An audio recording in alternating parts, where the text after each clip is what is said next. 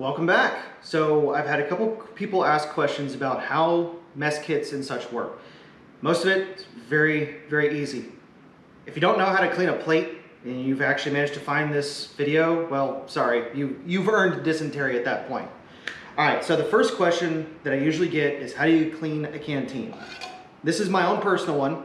The first thing you do when you actually are looking over one of these canteens, make sure there's a cork in it.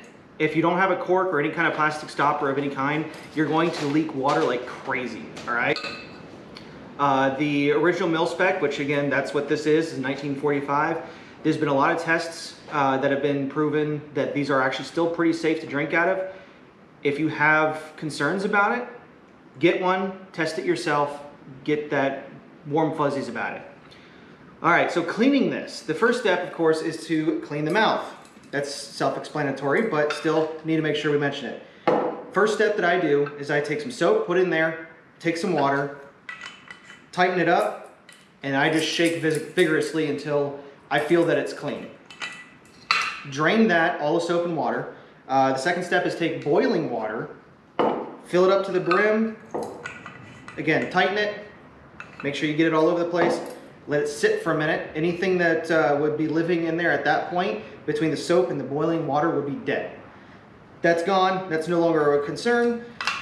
Rinse it out a few times until you're comfortable. Make sure there's nothing visible in there, all that kind of stuff. This does not qualify if you have actual crap inside the canteen. If that's the level of corrosion or age or whatever else happened to it, that's a different story. You're going to want to go a little bit more intense, and that's going to be outside of this purview. My suggestion is, canteens are cheap, reproductions are cheap, just get a new one. Now, the canteen itself fits inside the canteen cup, like so. And once you have this set up, it fits inside the canteen cover that goes on your belt. The canteen cup that you want to look for is the L handle. So if you're at the store and you see it like so, it is just friction. There's nothing locking it in at this point. Pop it open like so. There's a little tab right here.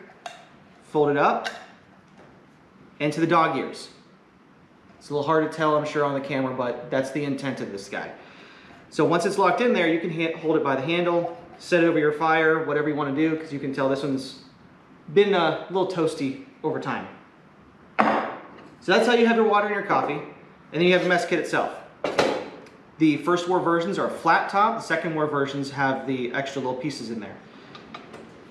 You got the handle. Usually these are tight enough where they actually clip in. I haven't noticed any rhyme or reason on the D-ring which side it should go on. Whatever works for yours is what works for yours. The only utensil an infantryman needs is a spoon. There's nothing else. You have a soup or a stew or something like that, perfect. You need to cut your chicken or something like that, good. As far as a fork, well, there's nothing a fork can do that you can't just scoop it up with a spoon. Ounces or pounds, pounds are pain. So you want to minimize as much as you can. Now, if you really want to, there is a fork and knife that are very similar style to these, excuse me, and they've been using these for years. So there's a ton of different ones out there that you can acquire. When you're going through the mess line, there's a little trick you can do.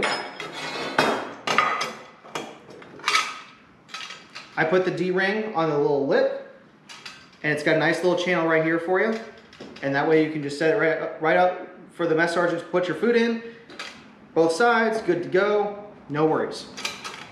Now another little trick that they got is when it's time to clean. Again, if you can't clean these, I'm sorry, I can't help you.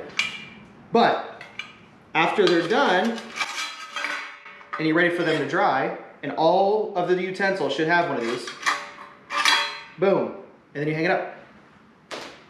You got a nice little ornament or a wind chime for a while.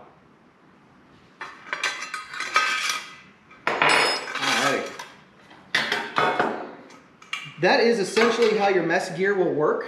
As far as where you're stowing it, you already know where you're going to put your canteen in your canteen cup. That's easy. As far as these go, it really comes down to your own personal preference. The haversack has a mess tin pouch.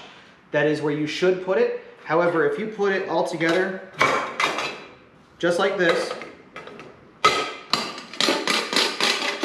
Jerry will hear you a mile away. So you want to get a little bit more clever with it. Either wrap your spoon in it or put it somewhere else. Now, as I am a platoon leader, I actually have mine in my map case, and my spoon is in its own little section in there, and it doesn't rattle as much. Generally speaking, regular leg troop probably won't have a map case until you've gotten to that level. So, that's how you survive on eating, drinking, all that good jazz. Until next time, y'all.